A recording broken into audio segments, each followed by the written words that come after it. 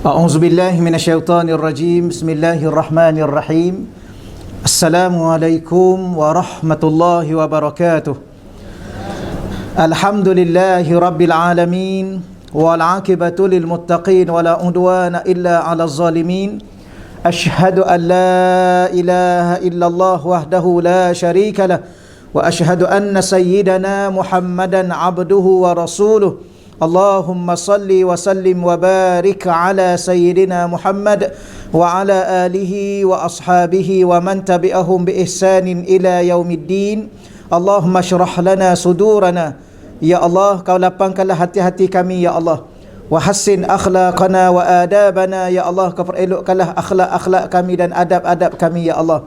Wa yassir lana umurana fid dunya wal akhirah, ya Allah, kau permudahkanlah segala urusan-urusan kami sama ada di dunia dan di akhirat, ya Allah. Allah marzuqna al-fahma wal ilma, ya Allah, kau rezekikanlah kepada kami kefahaman dan ilmu pengetahuan, ya Allah. Wal hikmata wal aqla, kau rezekilah juga kepada kami hikmah, kebijaksanaan dan akal yang sempurna, ya Allah. Bi rahmatika ya arhamar rahimin, dengan rahmatmu ya Allah ya arhamar rahimin. Walhamdulillahi rabbil alamin. Amma ba'd. Yang dimuliakan, dihormati ya seluruh para pegawai masjid, ya Kak Salwa dan seluruh urustia Raudatul Muslimah Masjid Al-Falah. Ya saya hormati dan semuliakan tuan-tuan dan puan-puan muslimin muslimat yang dirahmati Allah Subhanahu wa taala sekalian. Alhamdulillah, seperti biasa pada pagi yang mulia ini, pada hari yang mulia ini, kita bersama-sama bersyukur pada Allah Subhanahu wa taala.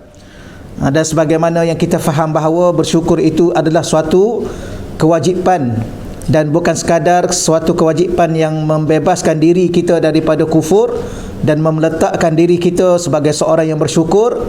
Bahkan memuji Allah ataupun kalimah alhamdulillah itu adalah merupakan sebaik-baik doa. Kalau kita nak berdoa dengan doa-doa yang mustajab, salah satu doa yang mustajab ialah alhamdulillah. Walaupun ianya kalimah zikir, tetapi kalimah itu akan menambahkan lagi segala nikmat yang telah Allah Ta'ala berikan kepada kita. Kadang-kadang kita nak tambah rezeki, nak tambah nikmat, kita berdoa lah, minta rezeki dan minta nikmat. Tetapi kalau ada setengah orang tu dia hanya sebut alhamdulillah, maka Allah akan tambahkan lagi ya segala apa yang sudah sedia ada pada dirinya. Sebab tu para alim ulama ya di dalam menulis kitab, dalam memulakan bicara, sentiasa mengingatkan dirinya dan mengingatkan ya orang yang mendengar supaya sentiasa bersyukur pada Allah Subhanahu wa taala. Dan insya-Allah pada pagi ini kita teruskan lagi ya pembacaan kitab 40 hadis cinta pada kecintaan Allah Subhanahu wa taala. Untuk pagi ini muka surat berapa kita ya? 70. Ya muka surat 70.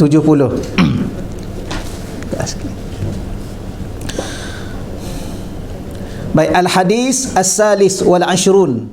Al-hadis as-salisu wal ashrun. Hadis yang ke-23.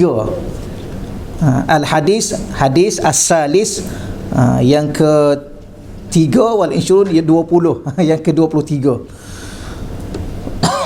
Baik, an Sayyidina Zaid bin Aslam an abihi an Umar anna Sayyidina Umar. Kita terus terjemahlah ya.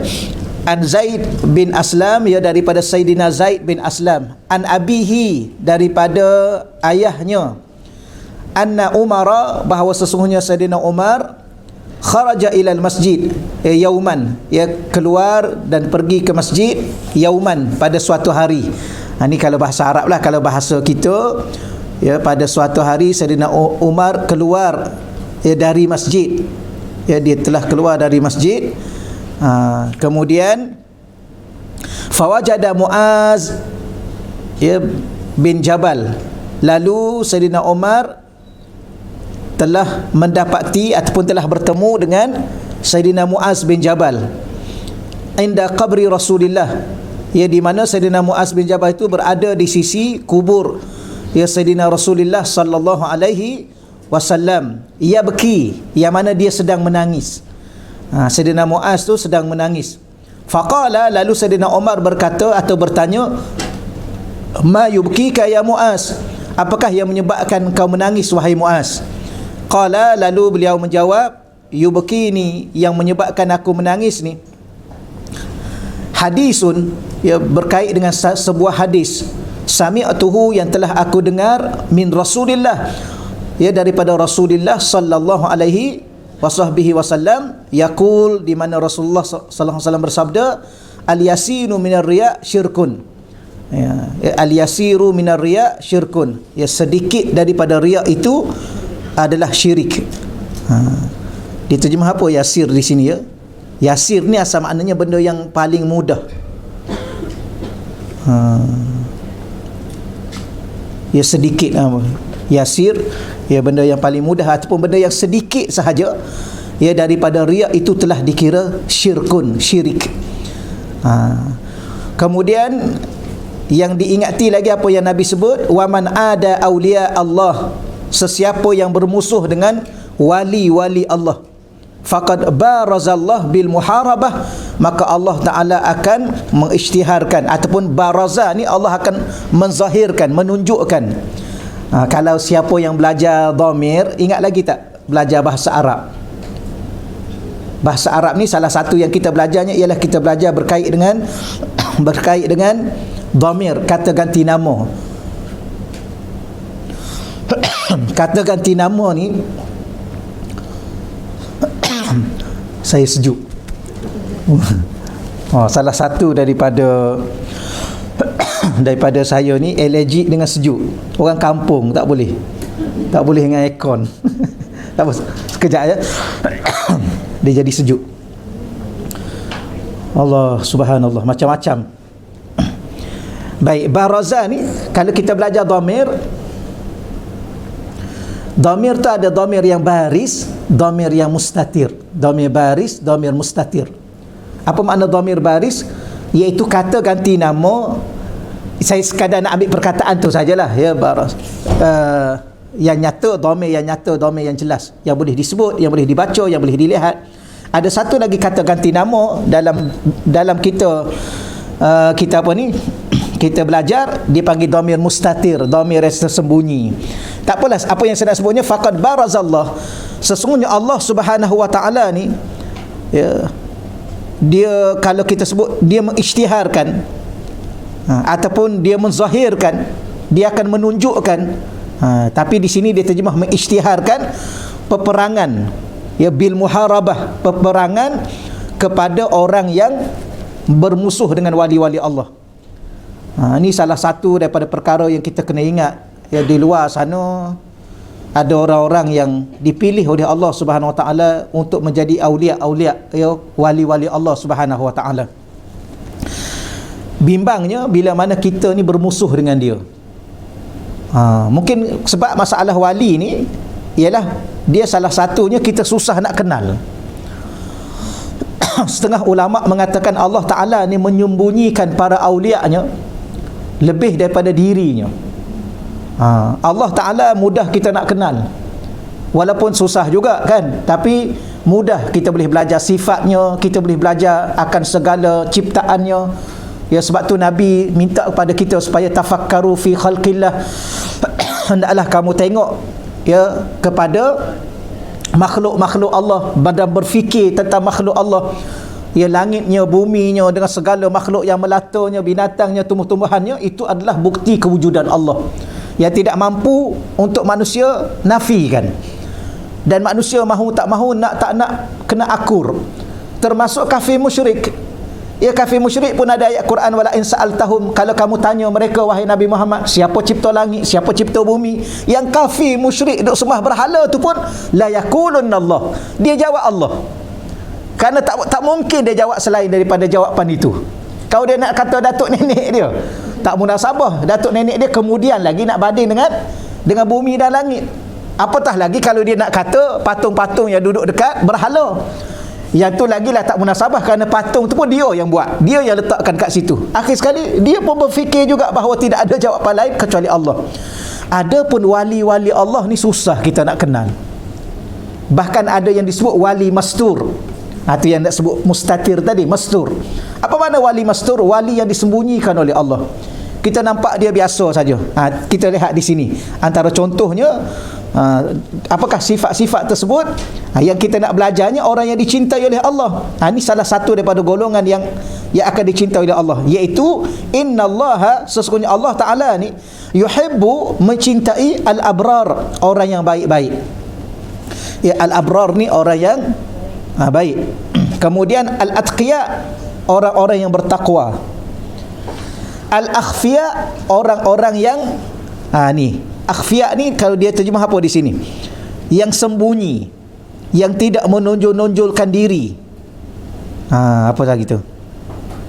Dia tulis di sini yang tidak dikenali kan. Khafi ni ialah yang tersembunyi. Dia datang dalam satu majlis, contoh di sinilah, kita baca lagi lah. Allazina, siapakah mereka ni? Al-abrar, al-atqiya, al-akhfiya. Al-akhfiya, orang yang tidak dikenali, yang dia ni sembunyi. Siapa mereka? Allazina, mereka adalah orang-orang yang in ghabu lam yutafaqqadu. Apabila mereka ni ghaib, mereka ni tidak ada, ghabu tu mereka tak ada, dan mereka ni tidak kita rasa kehilangan. Ya, kalau dia tak ada, tak adalah. Tidak kata, dah mati dah dia, satu dunia bercakap pasal dia. Tak ada. Ya, dia matilah. Wa in hadaru lam yu'rafu, kalau dia hadir, contoh dia hadir dalam majlis kita ni, lam yu'rafu, dia tidak dikenali. Kalau dia tak datang pun orang tak tanya dia, kalau dia datang pun orang tak kisah dengan dia. Ni ya. Qulubuhum masabih al-huda, ya, qulubuhum masabihul huda. Hati mereka diibaratkan pelita. Masabih ni jamak kepada misbah. Misbah tu satu pelita. Masabih beberapa pelita. Maknanya hati dia, seketul hati dia ni seumpama pelita-pelita yang menerangi dengan cahaya hidayah. Yang mana cahaya hidayah itu yang muncul daripada setiap penjuru bumi yang gelap. Yakhrujuna, yang mana cahaya hidayah daripada hati mereka itu, yakhrujuna, keluar, kalau kita sebut bahasa asalnya, yang muncul min kulli ghabra'il muzlimah, daripada penjuru bumi yang gelap. Siapa mereka ni? Adalah aulia-aulia Allah yang hati mereka penuh dengan cahaya hidayah. Siapa yang duduk dengan mereka akan mendapat hidayah, akan dilimpahi dengan cahaya hidayah. Ini wali-wali Allah Subhanahu wa ta'ala. Baik, kita baca syarah dia sebelah tu dulu. Kita hurai satu persatu insya-Allah. Muka surat 72. Hadis ini mengandungi peringatan yang penting tentang bahaya riak. Ya, riak. Ada kat bawah tu dia ada nota kaki sikit, tu boleh kita baca, ambil manfaat. Apa makna riak? Walaupun kita dah faham dah makna riak, maka dia tulis di sini, riak bermaksud melakukan atau meninggalkan suatu ibadah kerana selain Allah. Ia bertujuan diperhatikan oleh manusia. Dia ada dua situasi. Selalunya kita belajar apa makna riak, buat ibadah nak tunjuk-tunjuk, pun betul juga riak. Satu lagi, meninggalkan ibadah takut orang tengok, pun juga riak. Contoh kita nak solat kat masjid, nak solat apa? Solat sunat, tapi tak jadi nak solat. Sebab apa? Takut orang tengok. Tu pun riak. Ni dalam makna yang lebih luas. Ada satu takrif lagi kalau kita baca kitab-kitab yang lain. Dalam kitab Tanbihul Ghafilin pun ada salah satu takrif riak ni. Apa pengertian riak? Riak ni ialah meninggalkan ibadah kerana manusia, itu riak. Nak buat ibadah tak jadi, nak berzikir tak jadi, takut orang tengok, nak baca Quran tak jadi, takut orang tengok, itu riak. Habis kalau melakukan ibadah itu kerana orang, itu bukan lagi riak, itu kufur. Kerana sudah beribadah tapi untuk orang, tu dah lain dah kedudukan. Ada juga takrif yang seumpama itu. Sebab tu di sini merupakan satu benda yang dikatakan terlalu amat bahaya bila mana seseorang itu ada riak dalam diri dia. Ya, kerana dia boleh membawa diri dia kepada kebinasaan yang begitu bahaya sekali, sehingga disebut kufur dan syirik. Syirik tu syirik apa? Yang dinamakan syirkul khafi, syirik yang tersembunyi di dalam diri seseorang yang dia tanpa sedar. Tapi syirik ini tidak menjatuhkan dan menggugurkan akidah. Jangan pula Tuan pernah syirik ke Tuan? Pernah. Tak ada dah akidah Tuan. Sebab riak tu adalah syirik. Bukan syirik di sini ialah syirik kan ada dua. Satu nama apa syirik? Syirik jali. Ar-syirkul jali. Syirik yang nyata, yang terang, yang jelas. Ya, itu syirik yang nyata yang jelas ialah syirik menyembah berhala atau menyembah selain Allah. Terang-terang dia sembah pokok. Ya, kadang-kadang orang kata sembah berhala, dia tak sembah berhala, dia sembah pokok ustaz. Ada setengah tu dia tak sembah pokok, dia sembah lembu. Sembah selain Allah, beribadah kepada selain Allah, itu syirik yang nyata, iaitu menggugurkan akidah. Yang keduanya ialah beribadah kepada selain Allah, untuk tunjuk kepada selain Allah. Riak, dalam bahasa mudahnya kita sebut riak, maka itu adalah syirkul khafi, syirik yang tersembunyi. Dan syirik tersembunyi ini dia tidak menggugurkan akidah, tetapi dia meletakkan kedudukannya dalam keadaan yang begitu sekali bahaya. Ya, kerana apa? Kerana kita akan baca ada hadis kat bawah tu insya-Allah. Yang keduanya, peringatan yang paling penting juga ialah berkait dengan memusuhi para wali Allah. Dia ada juga tu nota kaki kat bawah tu. Wali Allah merupakan golongan istimewa di sisi Allah yang memiliki keimanan dan ketakwaan yang tinggi serta akhlak yang terpuji, yang menjunjung sunnah baginda sallallahu alaihi wasallam. Ini takrif umum lah. Takrif yang kita baca yang dalam hadis tadi. Cuma saya ulang lagi sekali, mungkin saya wali ini dalam bahasa Arab, wali dia ada dua maksud. Satu wali penjaga, satu lagi wali dijaga. Wali penjaga dengan yang dijaga. Jadi Allah adalah wali kepada orang beriman, maka Allah dia menjaga orang beriman. Dan orang beriman tu adalah wali Allah yang dijaga oleh Allah. Dalam surah Al-Baqarah juzuk yang ketiga, Allahu waliyul ladzina amanu yukhrijuhum minadh dhulumati ilan nur. Ingat ayat tu ya? Allahu waliyul ladzina amanu yukhrijuhum minadh dhulumati. Saya pun tak ingat ayat yang keberapa. Ya. Nanti saya tengok balik insya-Allah. Allahu waliyul ladzi, Allah ni adalah wali kepada orang-orang beriman. Apa makna Allah ni wali kepada orang beriman? Iaitu Allah Ta'ala yang menjaga orang-orang beriman. Sebab tu ulama' mengatakan orang beriman ni semua wali Allah, yang dijaga oleh Allah. Tapi wali ni dia ada maqam dia, dia ada martabat dia. Tapi walau bagaimanapun, sesiapa yang bermusuh dengan orang beriman ni, tunggulah dia, Allah bermusuh dengan dia, Allah akan isytihar perang kepada dia. Sebab tu kalau kita nak apa ya, kalau lah ya, kalau nak bergaduh tu kita kena pilih juga orang. Ya ke? Saja tu kita nak bergaduh ke? Nak. Pilih, jangan ikut suka dengan siapa pun kita nak bergaduh, jangan. Ya. Tambah-tambah kita bergaduh dengan ulama, bergaduh dengan para alim ulama. Para alim ulama ni ada yang wali Allah, ada yang tidak wali Allah. Tapi walau bagaimanapun kedudukan mereka tinggi. Kalau nak bergaduh, gaduh dengan ustaz boleh lah. Dengan ulama jangan sekali-kali. Bimbang-bimbang ulama tu bukan setakat dia ulama, dia wali Allah, habislah kita. Sebab Allah isytihar perang dengan kita. Kalau isytihar perang dengan malaikat, okey lagi lah kan? Ya ke okey? Kalau malaikat isytihar perang dengan kita, itu masih makhluk Allah. Memang malaikat ni tak mampu ditandingi oleh kita yang lemah. Ya. Kekuatan yang Allah beri kepadanya dengan kekuatan yang luar biasa yang tak mampu kita nak lawan dia. Tapi dia masih makhluk. Bila mana dia masih makhluk, kita ada Al-Khaliq, ada Allah untuk kita mohon pertolongan. Tapi kalau kita dah lawan Allah sendiri, Allah pula bukan kita nak lawan Allah, mungkin kita tak mampu, kita dah tahu dah, tiba-tiba Allah sendiri isytihar perang melawan kita. Kemana kita nak pergi? Kepada siapa lagi kita nak memohon? Sebab apa? Puncanya kita lawan kekasih-kekasih Allah ataupun wali-wali Allah. Sebab tu kalau kita berbeza pandangan pun, tak tahulah kita layak tak layak berbeza pandangan dengan seseorang yang berilmu, yang ulama. Macam kita pergi jumpa doktor pakar bagi satu nasihat kepada kita berkait dengan diri kita, kita boleh tak beza pandangan dengan dia? Layak tak kita ni pesakit, ya, pergi jumpa doktor pakar bagi nasihat kat kita, kita kata saya tak berapa setuju dengan pandangan doktor, saya ada pandangan saya sendiri. Boleh? Ya. Bincang untuk kita bagi pandangan pada dia bagaimana nak ubat kita. Faham lah. Tapi kalau sampai satu tahap pandangan itu kita nak sanggah pandangannya, nak tentang pandangannya, tak setuju dengan pandangannya, tak boleh lah. Tapi kenapa ramai orang bangkang tentang dengan pandangan ulama? Ulama kata A, dia kata B, ulama kata B, dia kata C, ulama kata ni, ulama kata macam ni ayat Quran, dia kata macam ni pula. Kenapa? Dia lagi pakar lah. Tapi layak tak layak? Tak layak.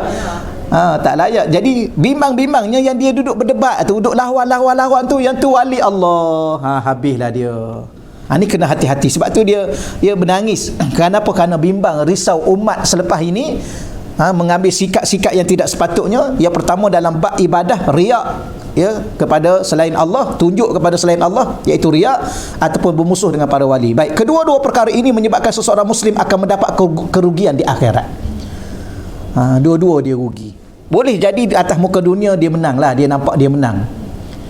Kalau dia riak, dia rasa dia hebat lah kan, dia tunjuk kat orang ni, dia tunjuk kat orang ni.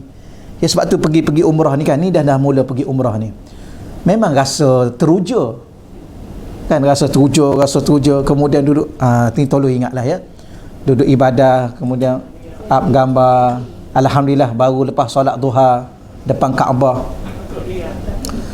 Itu nak cakap macam mana tu riak ke apa tu? Tak tahu kan. Tengok pada niat kerana Allah. Up gambar tu niat kerana Allah, gitu. Macam mana tu agak-agak tu? Cuba kita buat keputusan sikit. Macam mana saya nak buat keputusan? Agak-agak tengok hati dia kan. Kita kata tengok hati dia lah Ustaz. Baik, agak-agak hati dia tu macam mana agak-agak? Maknanya ikhlas lah kan. Ikhlas, dia gambar tu ikhlas lillahi ta'ala. kita pun tak ada jawapan. Sebab kalau ikhlas untuk Allah sudah melihat, Allah sudah tahu, dan Allah sudah maha tahu, dan Allah sudah maha melihat. Tak boleh tunjuk kan? Kecuali kalau kita hantar dekat mak kita, ayah kita, adik-beradik kita, tu boleh lah. Sekarang saya dah ada kat sini sekarang ni, alhamdulillah selamat. Tapi kalau up pada Facebook, Instagram, Twitter, tu untuk umum tu, wallahu alam. Jadi hati-hatilah lepas pada ni. Bila nak pergi? Minggu depan. Kan? Tahun depan insya-Allah. Begitulah, tolong hati-hatilah ya. Allahu Rabbi. Sebab dia bab hati ni susah. Syaitan duk tunggu masuk, duk tunggu bab dia masuk sikit. Alhamdulillah. Bagus juga letak kat depan tu. Alhamdulillah. Dah selesai solat apa? Tahajud. Kan? Salam tahajud. Inna lillahi wa inna ilaihi raji'un. Okeylah, kita fahamlah, saya yakin tuan-tuan dan puan-puan faham. Moga-moga Allah lindungi kita daripada ada riak. Tetapi kalau berlaku, memang kerugian yang amat besar kita di akhirat nanti. Habis kita. Itu pun yang ada pun. Itu je yang ada. Kalau yang ada itu pun dah tak ada, dah hilang di akhirat, apa lagi yang nak ganti? Habislah kita. Yang keduanya, tolong berhati-hati dalam kita. Cuma satu lagi, kadang-kadang para awliya ni, dia tak nampakkan diri dia ulama. Orang-orang biasa. Kan ada satu kisah tu kan, ada seorang ulama daripada Hadramaut, tak silap saya, Hadramaut Yaman. Dia pergi ke Mesir. Maka dia pergi ke Mesir. Dia sampai di Mesir ni, dia kata, ada tak wali-wali di Mesir ni? Mesir ni, tuan-tuan dan puan-puan yang dah pergi tahulah. Kita tengok suasana zahir dia, ya Allah, kita nak kata apa ya? Nampak zahir dia tu, kita nak cakap apa ya? Hiruk pikuk lah, haru biru kita tengok, subhanallah. Yang macam-macam, dengan suaranya, dengan bergaduhnya. Saya masa mula-mula sampai di airport tu, dah mula-mula sekali tengok Arab duk bergaduh.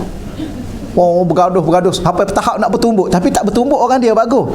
Dia letak kepala gitu je dulu. Macam tu. Dia macam ni. Kalau tempat kat Malaysia ni dah habis dah bertumbuk dah, tapi bergaduh. Polis bergaduh dengan driver taksi. Driver taksi selama je lawan polis tu. Tengking apa semua sekali. Oh, macam ni ke? Jadi kita pun tanya soalan, ada wali tak kat sini kalau macam ni lah dunia dia? Dengan keras, akhlaknya keras, ya, selalu tengking orang, bergaduh. Kita pun dah jadi duduk situ, kalau tak bergaduh tak sah. Kalau belajar kat Mesir tak bergaduh dengan Arab Mesir, tak sah. Dan kita pula bergaduh ni bukan setakat bergaduh biasa, rasa aku tumbukkan dia ni, dia jadi macam tu tahap dia. Ada wali tak? Rupa-rupanya ada satu kali ulama Adamau ni dia pergi, dia berdoa kepada Allah untuk dia pegang tasbih, dia nak kira ada berapa wali kat situ. Duk sekejap datang dia, katanya dia pergi, ada tukang sapu. Duk sapu. Ni saya cerita tak secara rekah sangat kan. Dia sapu, kemudian dia pergi tegur. Dia kata jangan lupa gerakkan satu tasbih. Tukang sapu tu cakap. Tak ada orang bagi tahu. Maknanya wali ni dia tahu. Kamu datang nak kira wali-wali kan? Tolong gerakkan satu tasbih. Tukang sapu tu wali. Kemudian naik bas. Konduktor bas tu pergi kat dia, gerakkan satu tasbih. Konduktor bas wali Allah. Akhir sekali habis dia jumpa orang yang memang tak jangka, duduk jual buku. Kalau di Hadramaut tu, seorang Habib tu dia jual buku kaki lima tu, jual buku-buku lama. Tapi kalau ulama-ulama besar lalu kat situ mesti pergi bersalam, cium tangan dia. Rupanya wali Allah. Ni kadang-kadang yang macam tu yang kita risaunya. Kita tengok, kita pandang dengan sebelah mata, atau bimbang-bimbang kita hina dia. Ini habislah kita. Tapi kita tak apalah, selepas tu kita beristighfar kepada Allah Subhanahu Wa Taala. Okey, walaupun banyak amalan tak kala hidup di dunia, dia akan rugi akhirat.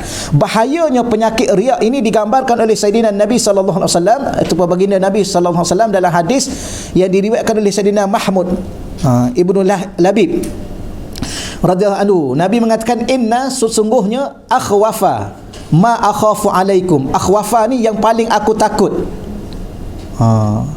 Akhwafa ni yang paling ditakuti, ma akhafu alaikum yang paling aku takut berlaku ke atas kamu. Tapi dia terjemah ringkasnya, sesungguhnya perkara yang paling aku takut terjadi kepada kamu, asyirkul asghar, syirik kecil.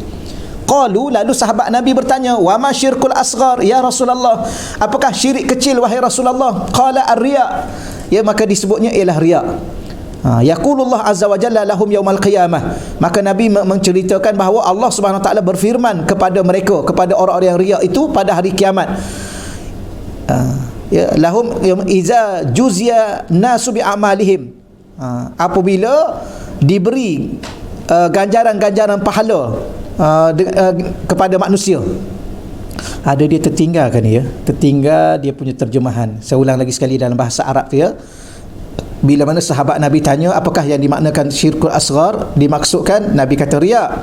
Yaqulu azza wa jalla, lalu Allah azza wa jalla berfirman pada hari kiamat. Bila Allah berfirman tu, iza, ketika waktu manusia-manusia itu diberi balasan bi a'malihim, akan amalan-amalan mereka. Ada terjemah yang tu? Tak ada kan dalam tu? Tak ada dalam tu. Apa yang Allah bagi tahu di saat diberi balasan ganjaran pahala, Allah halau manusia tersebut, idhabu, pergilah kamu, ilal ladzina, kepada orang-orang yang kuntum, adalah kamu, turauna fid dunya, yang kamu tunjukkan amalan kamu kepadanya di dunia. Di situ baru dia terjemah. Dia ada tertinggal terjemahan tu, terjatuh terjemahan. Tu kena belajar bahasa Arab tu, kalau tidak tertinggal. Bila Allah halau ni, di saat Allah himpunkan manusia di pada mahsyar, di saat Allah nak bagi ganjaran-ganjaran pahala, maka termasuklah yang riak-riak ni pun tumbuhlah pahala. Dulu duk tunjuk kat orang, sembahyang tunjuk kat orang, qiyamul lail tunjuk kat orang, baca Quran tunjuk orang, sedekah tunjuk pada orang. Bila mana balik akhirat nak minta dengan Allah, maka Allah halau, idhabu, pergi kamu, ilal ladzina, ya kamu nak pergi ke mana? Sila kamu pergi kepada orang-orang yang kamu tunjuk amalan kamu di dunia dulu. Fanzuru hal tajiduna indahum jazaa, maka di situ kamu tengoklah, kamu lihatlah adakah kamu mendapat ganjaran di sisi mereka itu kerana mengharapkan perhatian mereka. Dulu tunjuk kat siapa? Tunjuk kat imam. Pergi minta dengan imam. Imam tak salah, jangan salah imam pula. Kita yang duk sembahyang tu, ya, masa imam tak ada, punya laju. Masa imam ada, rukuk pelan-pelan. Betul ya? Masa orang tak ada, baca punya laju Quran. Depan orang, punya perlahan, lagu-lagukan lagi. Tu macam mana tu? Contohnya. Ni contoh. Ya, tuan-tuan dan puan-puan, okey, alhamdulillah. Ya, moga-moga Allah Ta'ala jaga kita. Kadang-kadang sebenarnya kalau kita bincang lah kan, ni kalau kita baca kitab, sebab tu kadang-kadang dia baca kitab ni dia jadi mengantuk, dia jadi terikat dengan kitab. Sebab tu kadang-kadang ustaz tu dia berhenti sekejap, dia hurai. Hurai inilah yang hilangkan mengantuk. Ya. Contohlah, kita nak riak apa? Cuba tanya soalan pada diri kita. Aku nak tunjuk apa? Nak tunjuk solat. Banyak ke solat kita ni yang nak tunjuk kat orang tu?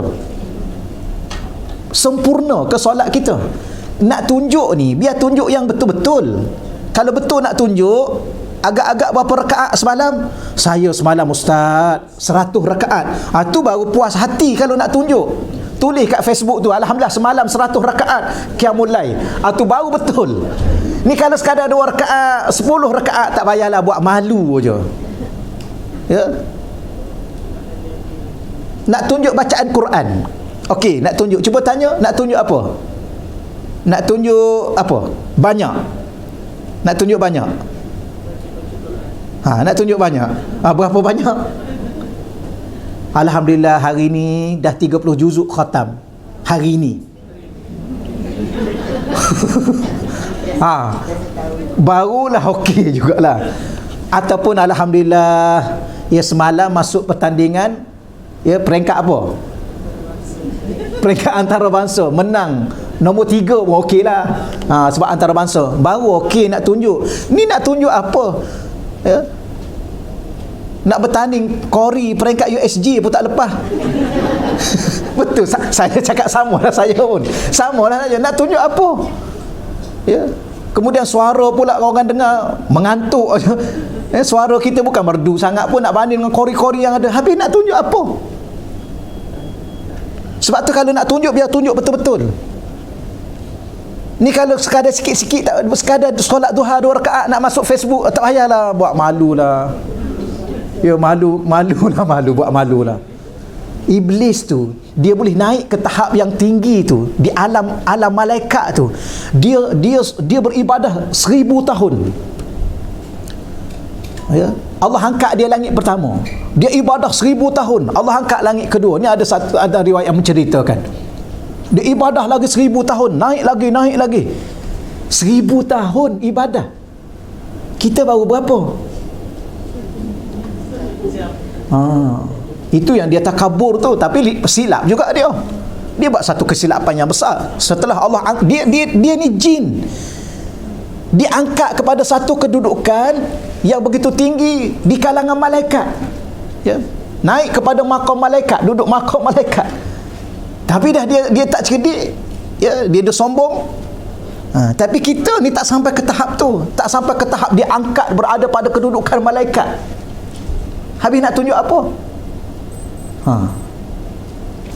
Jadi kadang-kadang kalau kita, ya Allah ya Allah maafkanlah aku, ya Allah, rupa-rupanya aku ni tak sedar diri, ya Allah. Kalau kita sedekah, cuba bagi tahu sedekah banyak mana yang kalau betul-betul nak tunjuk lah.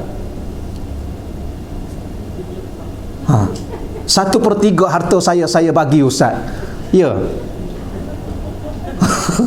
Ataupun 2/3. Kalau tak sampai ke tahap itu, majoriti sahabat ni katanya 1/3 majoriti sahabat. Saidina Umar separuh. Kalau Saidina Abu Bakar semuanya sekali. Itu pun dia tak riak. Dia tak tunjuk. Maknanya kalau kita fikir balik, ya Allah, tak mampulah buat memalukan diri kita sendiri. Dahlah memalukan diri sendiri, menunjukkan sesuatu yang tak ada apa lah. Ya, sekadar 10 rakaat bangun malam, itu pun malam semalam aja ke? Malam sebelum tu? Khatam Quran hari ni lah. Ada ke satu hari kita, setakat ni dapat satu hari 30 juzuk? 15? Sama lah saya pun. Ustaz pun sama. Tuan Haji macam mana? Dah dapat 15 juzuk satu hari? Kalau 15 juzuk pun tak dapat juga kita nak tunjuk-tunjuk kat orang. Habis apa yang kita nak tunjuk? Sekadar kita memalukan diri kita sendiri di dunia. Sampai akhirat Allah halau kita, lagilah malu. Depan-depan ramai Allah halau. Pergi kamu. Idhabu. Pergi kamu. Kita nak letak mana muka kita hari tu? Pergi ke mana? Pergi cari orang yang kamu tunjuk dulu. Kamu tunjuk kat siapa dulu? Ya? Kamu tunjuk kat Facebook kan? Siapa pemilik Facebook? Nama dia apa? Mak apa nama mak apa tu? Pergi. Mak apa tu Haji? Saya pun nak sebut tak pandai. Pergi tunjuk kat dia. Subhanallah, benda-benda begini ni subhanallah memang memalukan kita di akhirat nanti. Itulah yang Nabi sebut.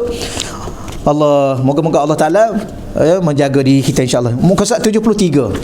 Maka berwaspada juga terhadap sikap memusuhi para wali Allah, kerana ia mendatangkan kemurkaan Allah. Allah murka di dunia lagi orang-orang yang memusuhi wali Allah. Tiada kejayaan bagi seorang yang memusuhi para wali Allah, walaupun dengan banyak ibadah dan tinggi pengetahuannya, kerana dirinya telah diisytiharkan perang oleh Allah. Ya wal iyazubillah, moga-moga Allah lindungi kita semua, anak cucu kita, ya, daripada tersilap langkah ya kita bermusuh dengan para aulia Allah. Perkara ini ditegaskan oleh Allah sebagaimana firman-Nya di dalam hadis kursi. Hari ini minta maaf, kita bukan nak ta'assub, ya. Tapi saya adalah rezeki Ustaz Azian. Kan Ustaz Azian ada lagi kat sini. Dia imam ke sini lagi? Tak ada dah. Saya masa saya pergi kali kedua ke jumpa dengan Ustaz Azian di sana. Ya. Kita tengok sendiri. Dan kalau puan-puan boleh pergi ada masa, kita tengok sendiri di tempat tu wali-wali Allah. Dulu kita kata macam mana nak jumpa wali Allah, ya. Tapi bila mana kita duduk di Tarim ni, Madinatul Aulia, bandar para wali. Saya ni nakal jugalah. Ya. Puan-puan okey kan? Tuan-tuan. Kesama kita. Kadang-kadang hati kita ni kan nakal. Ya ke dia ni wali?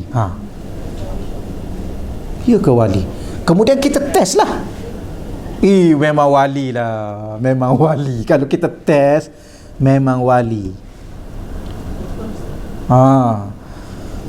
Contoh kalau Habib Omar kan, Habib Omar. Ada beberapa kali saya ni, kadang-kadang saya istighfar sampai sekarang kalau saya ingat kisah tu.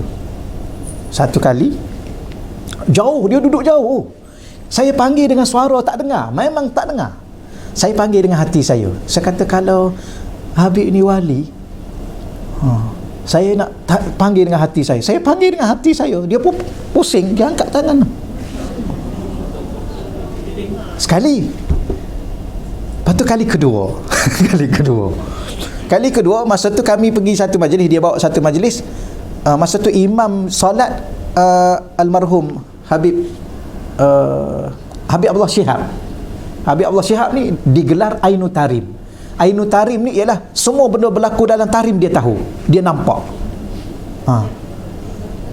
Baik, dia jadi imam. Kemudian saya kalau ada apa-apa saya cuba berebut nak duduk paling depan. Tengok keadaan lah. Saya duduk belakang imam tu sikit. Kemudian Habib Omar datang, dia duduk sebelah ni.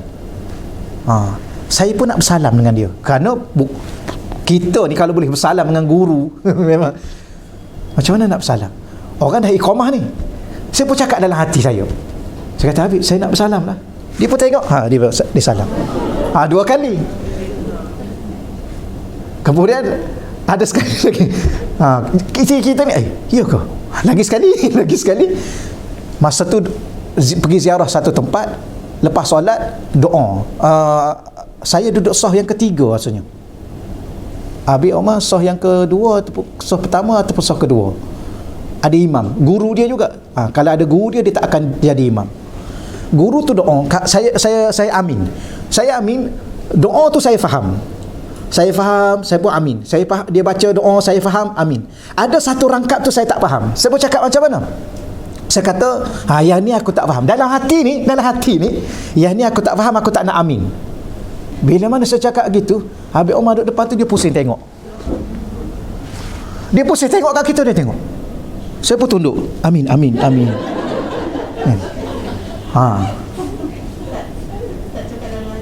Dalam hati, semua dalam hati. Bahasa Arab lah, cakap Arab lah. Dalam hati. Dia kalau kita duduk kat dengan Arab kan, dia jadi dah biasa. Jadi datang pun datang bahasa Arab. Lepas tu tidur malam. Yalah, satu bilik tu berapa orang ya? Tapi satu katil tu kecil. Jadi buku tu kita tak kat tepi. Kita tidur, kita tak kat tepi, belah kanan. Buku kena jaga adab sungguh-sungguh dengan buku ya. Tu. Jangan letak buku tu kat atas kat tempat duduk ni. Kat kursi tu kita letak buku tu. Kita pun duduk punggung kita kat situ. Kita letak buku tu kat punggung tu. Tu. Kalau dalam beg okey. Dalam beg tak apa. Jangan letak gitu. Jadi saya letak buku belah kanan. Bila mana kita tidur, kita tak ingat dah kita pusing ke mana kan? Tuan-tuan ingat pusing ke mana semalam? Pusing kiri dulu ke pusing ke kanan dulu setelah tidur? Tak ingat. Bila mana tak ingat, saya pun pusing. Bila mana saya pusing, ni datang dengan shawl ni, bam, buku kat belakang ni, bam. Saya pun terkejut. Tapi kita nampak dalam mimpi tu, Habib Omar. Nampak dalam mimpi tu, kita nampak dia datang. Kita nampak dia, bam, pukul kita. Habib Omar datang. Kita pun celik, tak ada. Kemudian kita nak lena pula, datang lagi, bam, pukul kat sini. Kemudian lepas tu baru terfikir, apa sebenarnya ya? Maknanya dalam kita buat salah, dalam mimpi pun dia datang tegur kita. Yang ni siapa nak percaya, percayalah. Yang kadang-kadang live ni live. Yang saya yakin puan-puan okey. Ni live ni. Ni live ni. Live ni yang kat luar sana nak percaya, tak nak percaya sebab kita alami. Ya. Kita tahu. Sebab tu kalau siapa-siapa, apa yang saya nak ceritanya ialah orang duk maki hamun dia, tuduh dia sesat, tuduh dia penyembah kubur. Ni ustaz-ustaz yang di luar sana tu, kita tak tahu apa cerita. Kalau ikut hadis ni, habislah dia.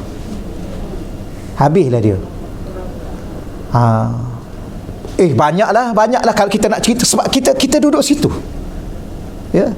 Yang tuduh penyembah kubur, siapa yang sembah kubur? Ingat kita ni bodoh sangat tak tahu kubur dengan Tuhan. Dia di luar sana tu kan, dia tuduh kita ni penyembah kubur, dia tuduh Habib Omar penyembah kubur. Ya, punya mulut celupar. Dia ingat kita ni mengaji ni, ingat sampai ke tahap kita ni bodoh, tak boleh nilai mana satu kubur, mana satu Tuhan. Dia penyembah pemuja kubur. Penyembah kubur pun ada, pemuja kubur pun ada. Dia ingat kita tak tahu di mana satu Allah, Tuhan yang maha berkuasa, yang maha benar, mana satu kubur. Jadi seolah orang ni kalau dia tuduh orang macam tu kan, seolah dia merendahkan mentaliti orang ni bodoh sangat. Dia terlalu bodoh sangat nak banding dengan dia. Tapi tak tahulah, inilah kisah dia. Ya. Ini yang itu yang lain-lain lagi tu. Ya, ada pak cik tu kan saya cerita tu, pak cik tu. Masa makan tu dia tegur saya. Ya, masa makan, ya, orang Arab dia makan daging dulu, dia makan lauk dulu. Ya, jadi saya dengan pak cik tu, tapi pak cik tu daripada awal dia tak tengok depan dia tengok ya depan dia lah. Depan dia makan lah. Kita ni kan kita tengok lauk tak ada kat depan ni, duduk kat depan situ. Depan dua orang tu. Saya ambil lah lauk tu letak tengah. Dia ambil lagi. Kemudian saya nak ambil lagi sekali, pak cik tu cuik saya. Dah, dia kata. Maknanya kalau dia ada nak makan, bagi kat dia lah. Tapi kita faham apa yang bahasa isyarat dia. Akhir sekali saya cakap dalam hati saya kata qalilul adab. Saya cakap kat dua orang depan tu, dalam hati saya. Dalam hati, jangan cakap depan-depan. Saya cakap dalam hati lah. Ya, sebab tu ke hati kita ni susah nak jaga. Bila mana saya cakap qalilul adab, pak cik tu tepuk paha saya, tunjuk kat hati saya, tunjuk kat hati dia. Dia kata, "Dang, ni." Tu pak cik biasa tu. Barulah kita akui, memang betul Madinatul Aulia, bandar para wali. Pergilah. Subhanallah. Orang-orangnya subhanallah begitu sekali lembut, budi bicaranya, hormat pada orang. Budi bicara dia. Kemudian orang perempuan nak seminggu, 2 minggu duduk situ tak nampak, tak boleh tengok. Kalau tengok pun nampak hitam semua. Tu pun kalau kita tengok jauh kan, dia dah pusing ke lain dah. Dia pusing lain, dia lari. Ya, kita pun rasa juga nak tengok kan. Dah seminggu dah tak tengok. Contohnya lah kan. Ni itu kita kata jiwa kita yang agak nakal. Tak boleh tengok. Sebab tu barulah faham, patutlah dia orang ni subhanallah. Duha, solat duha, orang perempuan dia katanya wallahu alam, ya, 8 rakaat duha tu, 1 rakaat 1 juzuk. Dia orang hafal umur 7 tahun lagi. Kita kat sini memanglah tak mampu sebab kita ni umur 70 tak hafal-hafal lagi. Dia umur 7 tahun, samalah saya pun. Itu yang masalahnya. Okeylah, setakat itulah kita jadi sembang dah. Jadi nak bagi tahunya begitu. Ya, sepatutlah Allah Ta'ala, sebab mereka ni malamnya menangis ya kepada Allah, siangnya beribadah pada Allah, malamnya bangun qiyamul lail, siangnya berpuasa, Quran khatam seminggu sekali, tak wali Allah. Seminggu sekali khatam Quran, seminggu sekali majlis khatam Quran, mesti majlis khatam Quran, mesti ada orang khatam Quran. Kita ikut je lah, alhamdulillah pun nasib baik kita dapat rezeki. Tiap-tiap minggu hari Khamis, pagi Khamis majlis khatam Quran. Ya, majlis khatam Quran. Tiap-tiap malam Khamis malam Jumaat maulid. Tiap-tiap minggu maulid. Ya, mencetuskan rasa rindu, rasa cinta, rasa kasih pada Nabi. Ya, bila mana rindu dan cinta dan kasih pada Nabi, akan pasti dia akan ikut Nabi. Orang ni yang kalau dia ikut apa ni, kita nak kata apa ya, dia ikut dengan sepenuh hati dia bila mana dia mencintai. Betul ya? Bila mana kita cinta pada seorang orang ni, kita akan ikut dia betul-betul. Jiwa, raga kita akan ikut dia. Sebab itulah ulama-ulama dia mencetuskan rasa cinta kepada Allah dan Rasul. Kerana orang yang cinta Allah dan Rasul, dia akan ikut sungguh-sungguh Allah dan Rasul. Samalah kita kalau kita cinta pada si A ni, dia pergi ke mana? Ke hujung dunia, kita akan ikut dia. Ya, I dah cinta kat you nak bawa I ke mana? Hujung dunia, I akan ikut. Betul ya? Tak ingat dulu, bercakap dulu.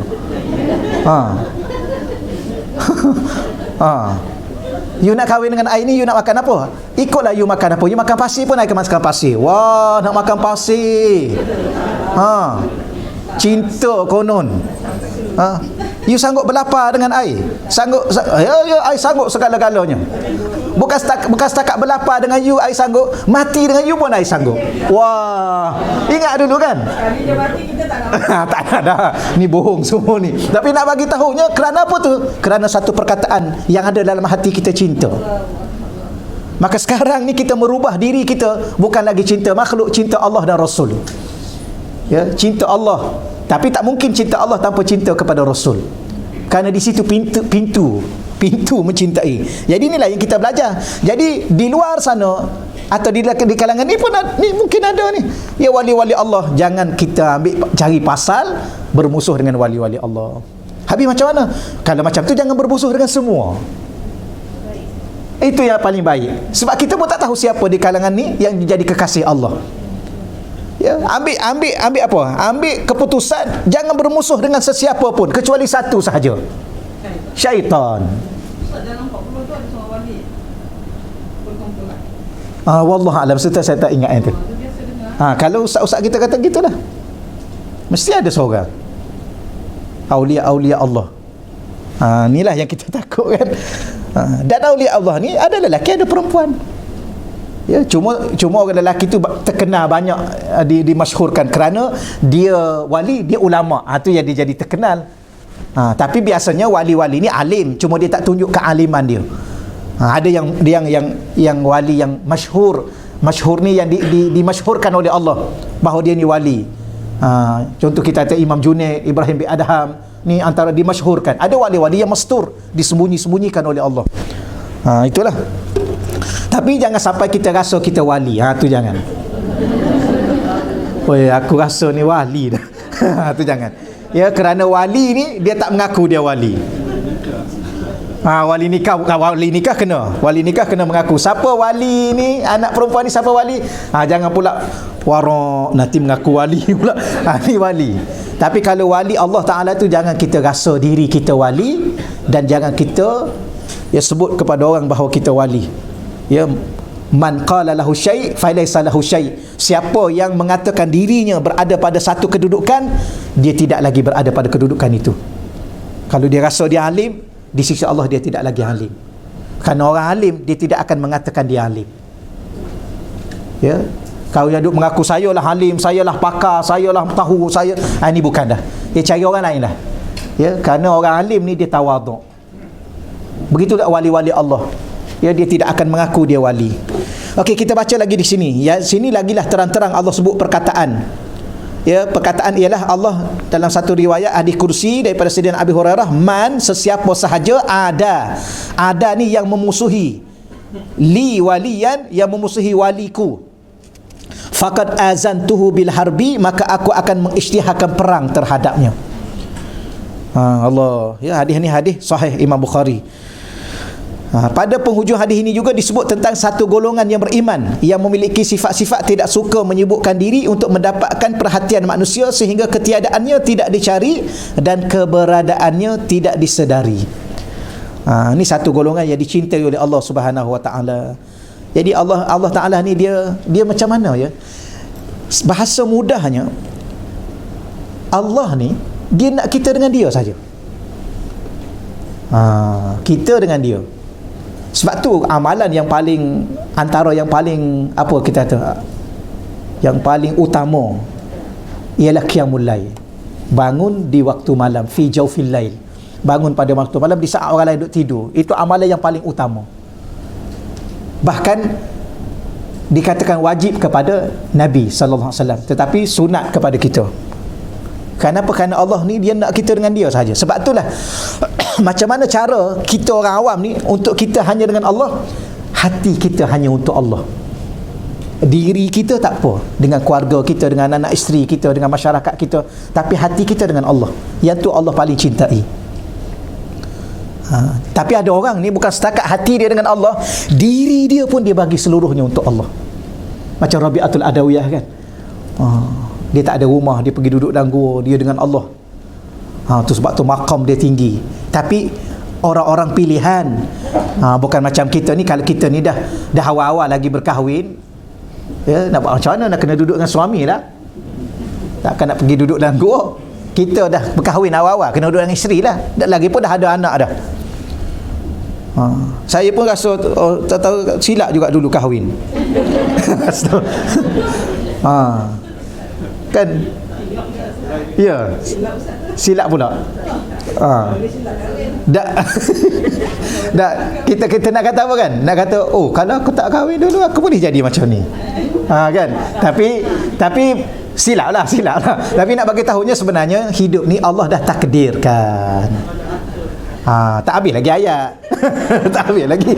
Allah dah takdirkan kita kahwin, kemudian ada anak, kemudian duduk dalam masyarakat, maka kena bermasyarakat lah.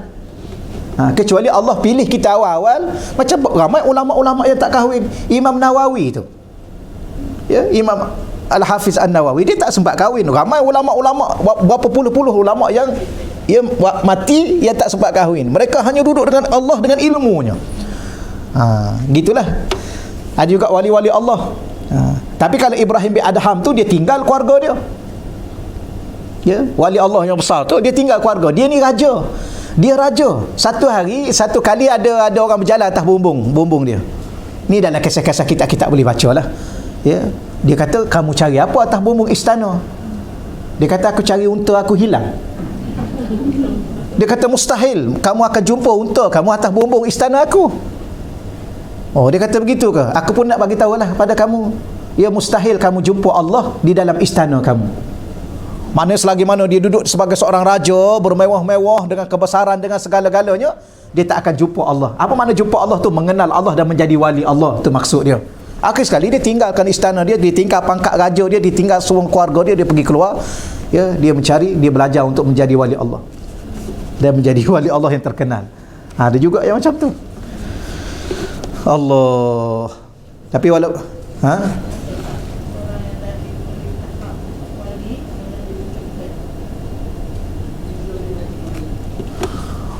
ya tu wallahu alam. Saya tak tahu, nanti saya rujuk baliklah. Ya, kalau dah jadi wali tiba-tiba Allah lucukkan balik.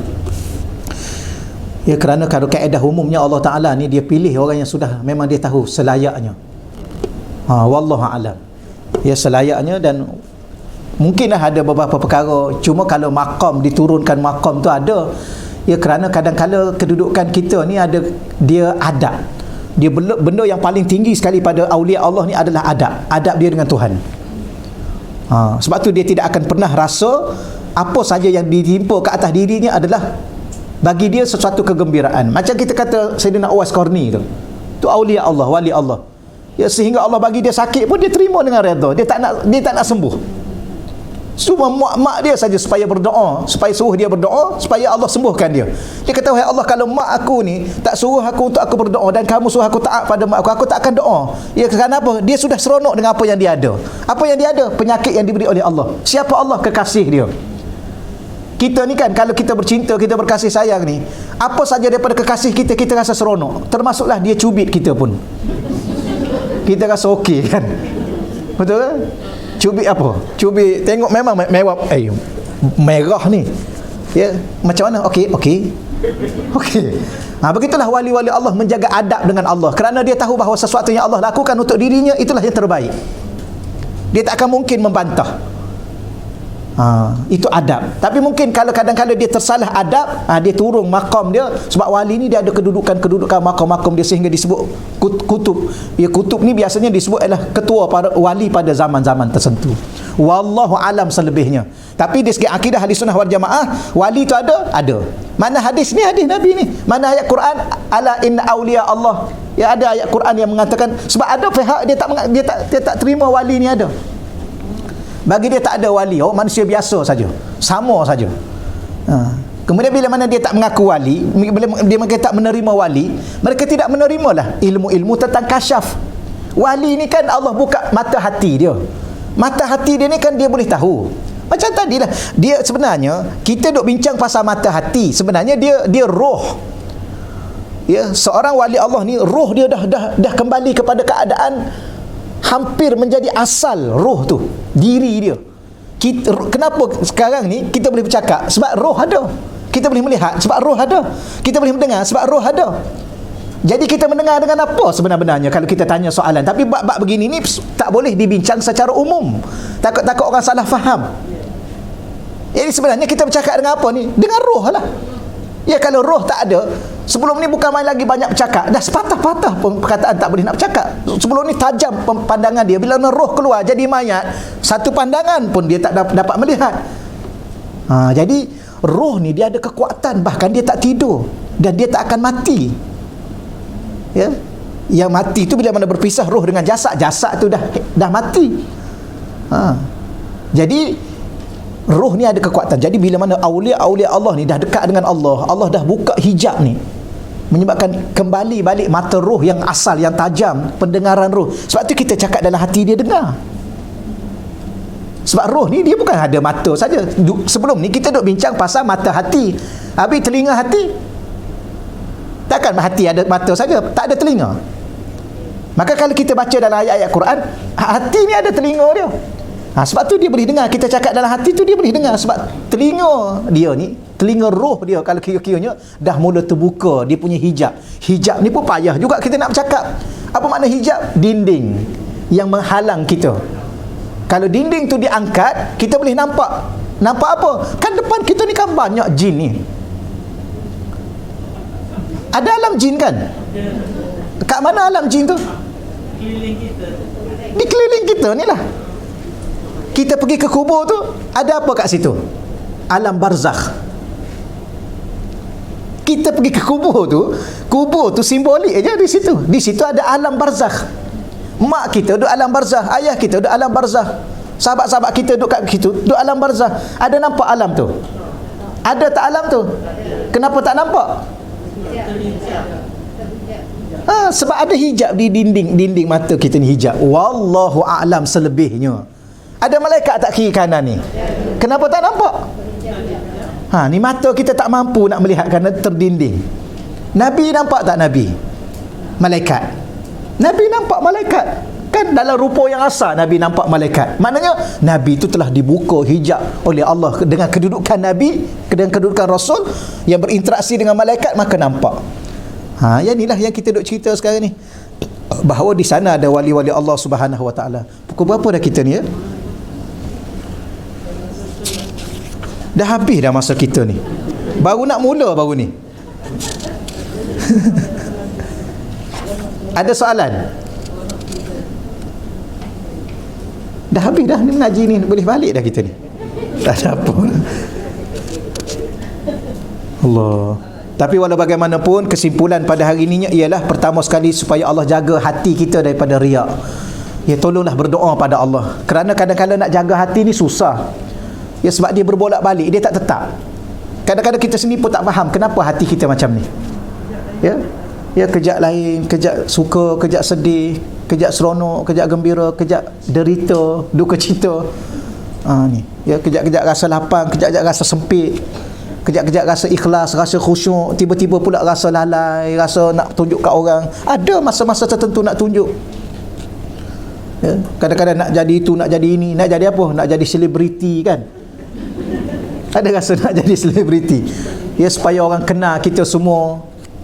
Lepas tu kadang-kadang ustaz-ustaz akhir zaman pun sama juga. Dia sebenarnya ustaz ni manusia. Manusia ni dia tak terlepas daripada ujian-ujian yang kena pada manusia. Ya, tak kira manusia tu gelarnya apa. Tapi oleh kerana ujian tu kena pada manusia, maka manusia tu kena semualah, termasuk ustaz lah. Ada tak ustaz nak masyhur? Ada juga. Ya. Ada. Tapi kita nak kata macam mana dalam dunia hari ni? Hati kan? Hati tu yang kita balik hati masing-masing, serah pada Allah, minta tolong dengan Allah. Ya, tolonglah aku ya Allah. Aku nak up status ni, apa yang aku nak? Ya. Kadang-kadang kita up satu status, kejap-kejap tengok dah berapa like dah. Duduk 5 minit tengok pula kan. Nak apa tu sebenarnya tu? Kata nak nasihatkan orang, saya up ni kerana nak nasihat orang. Tapi ada peliknya juga dia tulis ni untuk diri sendiri. Kalau untuk diri sendiri, kenapa up kat situ? Tak payah ajalah. Ya, kalau tulis untuk diri dan berkongsi, tu kena tulis macam tu. Kalau untuk diri sendiri, tak payah. Cukup untuk diri sendiri. Itulah yang insya-Allah setakat tu dahulu. Yang kedua, doa juga pada Allah supaya Allah hindarkan diri kita daripada kita berdepan dengan wali-wali Allah yang kita tak jaga adab dengan dia, bahkan bermusuh dengan dia, sedangkan dia wali Allah. Sebab kita tak kenal dia. Ya, minta dengan Allah, hawa-hawa, tolonglah ya Allah, engkau jagalah adab aku ya Allah, engkau jagalah akhlak aku ya Allah, engkau jaga lidah aku dan sikap aku ya Allah bila mana aku berdepan dengan kekasih-kekasihmu, wali-walimu ya Allah. Kerana aku tidak mengenali ya Allah wali-walimu. Dan kalau sebelumnya aku pernah menyakiti hati walimu ya Allah, aku pernah mengatakan sesuatu yang tak selayaknya kepada aulia-auliamu ya Allah, aku minta ampun ya Allah. Kena bagi tahu pada Allah Subhanahu wa taala. Selebihnya serah pada Allah. Allah, ya. Ada soalan? Silakan tuan.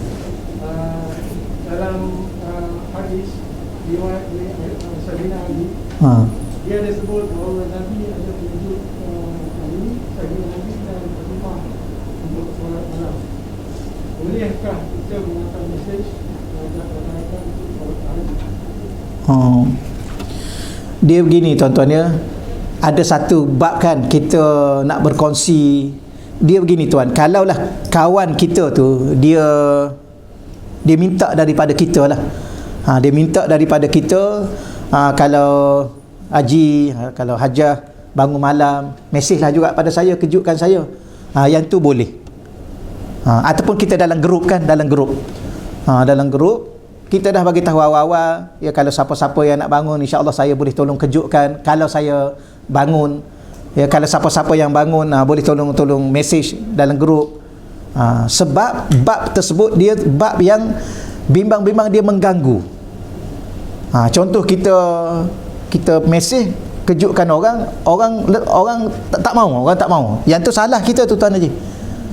Salah kita, sebab dia berkait dengan, sebab itulah kalau kita nak qiyamul lail, kita jangan buka speaker luar tu. Ya, tolong ingatkan pada Bilal tu, jangan takut dia tersalah buka speaker luar. Kita nak kata kita buka je lah ustaz, kita zikir kuat-kuat biar yang ada sekeliling ni bangun. Tak boleh, salah. Mengganggu. Kerana waktu tu memang waktu rehat. Allah sebut dalam Qurannya, waja'al laila libasa. Allah jadikan malam tu untuk libas. Libas tu sebagai pakaian untuk dia selimut, untuk tidur, untuk dia rehat. Kecuali dia bagi tahu pada kita, tolong kejutkan saya. Ya, kalau Tuan Haji bangun, kalau Tuan bangun qiyamul lail, tolong kejutkan saya juga nak bangun. Tu boleh. Ataupun kita tanya dulu, Ya, siapa-siapa yang kalau nak bangun, saya boleh tolong kejutkan. Itu pun kalau saya bangun lah. Tapi itu pun payah juga nak kena jaga hati kita kan. Jadi tak apa, walau bagaimanapun kita pakat boleh. Kita buat satu grup. Siapa-siapa nak masuk grup ni, kita pakat-pakat kejutkan pukul 4 pagi, pukul 5 pagi. Tu boleh. Persetujuan bersama. Tapi kalau kita blast mesej kita tu kepada yang tak setuju, kemudian dia terasa hati, itu salah kita. Memang ada. Mentang-mentang dia bangun tahajud, dia suruh kita bangun juga. Kita penat, dia cakap. Yang tu tak boleh, itu salah kita. Walaupun ada Nabi kejutkan, itu lain. Kecuali anak kita, orang rumah kita itu bawah tanggungan kita. Dan disunatkan juga. Kalau kita bangun, kita solat dulu 2 rakaat ke berapa rakaat, kita pergi kejutkan isteri. Kalau dia tak nak bangun, kita renjih-renjihkan air. Itu ada dalam bab tu. Tapi kalau jiran kita, itu kita kena tanya dia dulu. Wallahu a'lam. Ya.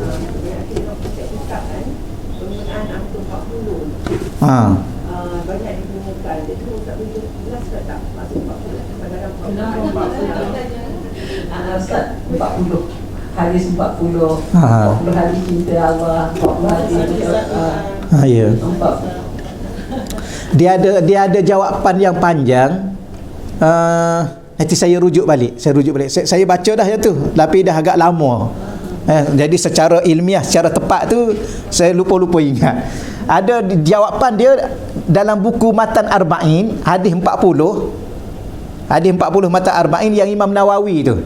Yang buku dulu dia cetak warna hijau, tebal tu. Depan tu dia cerita satu-satu. Ya, antara imam yang antara yang memulakan penulisan hadis 40 tu ialah Imam Nawawi. Sehingga dia terkenal dengan Matan Arba'in Imam Nawawi. Hadis 40 Imam Nawawi. Ya, sebab di sana ada hadis-hadis Nabi yang mengatakan sesiapa yang hafal 40 hadis. Begini kelebihan-kelebihan dia. Yang tu saya dah agak lama dah. Kalau saya dapatkan nanti saya dapatkan secara detail. Saya mungkin minggu-minggu akan datang lah, insya-Allah ya. Insya-Allah saya detailkan sikit. Dan kalau ikut Imam Nawawi pun 40 ni dalam kitab Riyadhus Salihin. Ya, bila mana ditanya tentang umur, bila dikira umur orang ni, dikira dah lanjut usia dia. Maka ada dua pandangan ulama. Ada ulama kata 60, ada ulama kata 40. Ni angka 40 ni. Bahkan 40 ni pun ada dalam ayat Al-Quran yang Nabi Musa tu. Ya. Arba'ina yauman. Ya, keluar 40 hari. Yang itulah juga yang orang tabligh ambil istilah 40 hari. Dia panjang sikit tu. Nanti saya ambil satu masalah dalam 5 minit akan datang tu, minggu depan lah, insya-Allah ya. Saya uraikan sikit supaya lengkap dia punya penjelasan dia. Ya, sama-sama. Wallahu a'lam. Okeylah, setakat tu dahulu, insya-Allah ya. Okey dah masa kan? ada soalan. Ada soalan lain? Kalau tak ada, saya nak soal Ustaz. Silakan. Tak ada, saya nak kongsi saja ya Ustaz. Silakan. Kongsi yang berkaitan dengan Yaman tu ya. Ya. Perempuan, pengalaman lah barakahnya bumi Yaman Ya. Saya ni pernah pergi dah 3 kali ya. Jadi pertama kali saya pergi, pengalaman ya, pertama kali saya pergi, kita ni dijemput oleh rakyat Malaysia yang duduk kat sana, dijemput oleh Babah Nur, isteri Habib Omar. Banyak jemputan malam di rumah isteri Habib Omar. Babah Nur, kita makan jamuannya makanan Indonesia sebab pekerja-pekerjanya Indonesia, pelayan-pelayan semua pekerja Indonesia. Pergi rumah kawan daripada Malaysia pun makanan ayam dan ikan ya. Ikan susah sikit. Tapi kita mengharapkan pergi ke Yaman nak makan kambing. Sebab kita masa tu baru famous makan nasi Arab Hadramaut. Jadi kami ni mencari nak makan restoran Hadramaut. Minta dengan Ustazah Nur Alina, pergi dengan Ustazah Nur Alina nak makan restoran makanan nasi Arab. Puan tahu tak, dekat sana tu restoran tak dibuka kepada muslimat. Tak dibuka kepada muslimat secara open. Kalaupun suami nak bawa isteri anak-anak perempuan, dia ada bilik ada bilik khas, bilik. Jadi duduk dalam bilik itu. Yang kita ni tak tahu Yaman tu apa ada kat Yaman, di mana Yaman masa tu. Jadi kita bawa macam budaya Malaysia lah. Sekarang ni Yaman agak tercemar bila dah ramai sangat orang luar datang. Jadi bila kami sampai satu masa duduk 2 minggu kat sana, sampai satu masa teringin nak makan kambing. Nak makan kambing. Yang ada di sana daging ayam. Daging, betul tak? Kambing susah dapat, susah. Ikan lagi susah. Rupanya kawan saya dalam diam-diam teringin nak makan ikan. Jadi ada satu jemputan tu, Rumah Raya Malaysia, kawan punya kawan. So dijemput kami. Ini yang terjadi kat saya. Barakahnya bumi Yaman. Jadi bila satu hari tu dijemput makan malam, memang lapar sangat dah. So dia bakar dalam tu ayam dan juga potato. Memang nampak sedap lah. Dan masa tu Ustazah Alina ikut saya. Ustazah Alina ni tak makan ayam dan saya pun tak makan ayam. Jadi bila dihidangkan, masa hidangan tu dikeluarkan, dia bakar, dia apa semuanya, kawan kita ni, kami pun makan. Bismillah. Masya Allah, saya makan, saya teringin nak kambing, ayam jadi kambing. Saya tak sedar itu ayam, wah saya nampak itu ayam. Saya kata sedap ni kambing. Kawan saya sebelah, Ustazah Alina nampak saya makan, dia kata, Kak Sawan ni lapar sangat ke? Tapi dia tak keluar hati dia, sebab dia tahu saya tak makan ayam. Saya makan, sedap saya makan. Rasa kambing. Okey, lepas tu makan, kami terus makan. Saya terus makan kambing, makan ayam. Lepas tu sampai ke kawan saya yang teringin nak ikan. Dia kata, Ustaz, Masya Allah sedap ni ikan, kata dia. Masa dia sebut ikan tu, tuan rumah tu kata, ni bukan ikan, ini ayam. Dia sebut ayam, saya pun bukan ayam.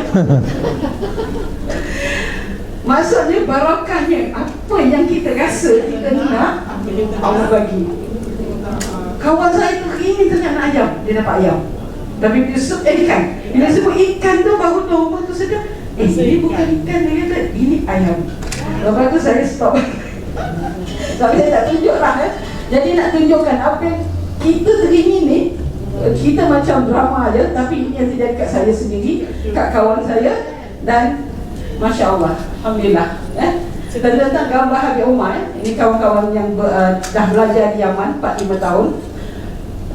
Bila diorang letak gambar Habib Umar, kata, kenapa masih bertudung di rumah sedangkan dengan keluarga perempuan semua? Dia kata, Habib nampak apa yang kami buat dalam ni. Jadi dia sentiasa menjaga aurat dia, sentiasa bertudung di rumah walaupun tak ada, bukan mahram. Sebab ada yang agama, sebab roh tadi yang Ustaz cerita tadi kan, ilmu roh dan juga kasabnya apa ni, wali-wali Allah ni dia nampak walaupun dia tak ada di depan mata kita, walaupun hanya sekeping gambar. Itulah. Tapi itu mendalam saya. Ya. Pergilah ke Yaman ya, sebab bumi Yaman ni sangat barakah. Dan kuburnya Zambal tu memang itu salah satu acara yang kita perlu sampai ke situ lah. Macam kita pergi ke Madinah ke Pasir ya. Kalau pergi ke Yaman, kena pergi ke Zambal. Di situ ada beratus ribu wali Allah yang dikebumikan di situ ya. Dan Zambal tu macam tak ada, macam sentiasa terang benderang, bercahaya macam siang. Itulah sekadar perkongsian sikit ya. Ya Kak. Ya Ustaz. Ada permintaan ni untuk bacaan sedekah Al-Fatihah kepada Allahyarham Muhammad Adib Kasim, yang bekas anggota Bombo tu, ada permintaan ni. Sempena 17 Disember ni masuk tahun ketiga kematian Allahyarham. Jadi permintaan kita sama-sama lah. Kita bacakan juga ibu kepada pekerja Masjid Al-Falah ni yang Bangladesh, Merlon tu kan. Merlon tu mak dia meninggal kat semalam. Dan kita samakanlah sekalikanlah doa untuk keluarga beliau. Dan Mak Hafiz Bilal Masjid Al-Falah juga meninggal baru-baru ni kerana COVID. Asalnya sakit biasa tapi meninggal kerana COVID. Bilal yang putih itu yang hari ini kita jemput tu. Dan lepas tu dia juga COVID. Dan kali kedua dia COVID. dah start bertugas dah. Alhamdulillah. Dan sebelum Ustaz baca doa, nanti di luar sana Ustaz dah beritahu lah, ada Ustaz bawa ayam dalam 20 ekor ada. Tolong siapkan, jangan ada pertukaran kalau boleh, RM24 seekor. Kalau boleh kita habiskan selepas kuliah nantilah. Dan sebelum saya segera balik untuk doa pada Ustaz, saya dah tak nak buat pengumuman lagi lepas ni. Esok kuliah kita ya, insyaAllah jam 10 pagi bersama Dato' Dr. Hafizah Musa di sinilah. Jadi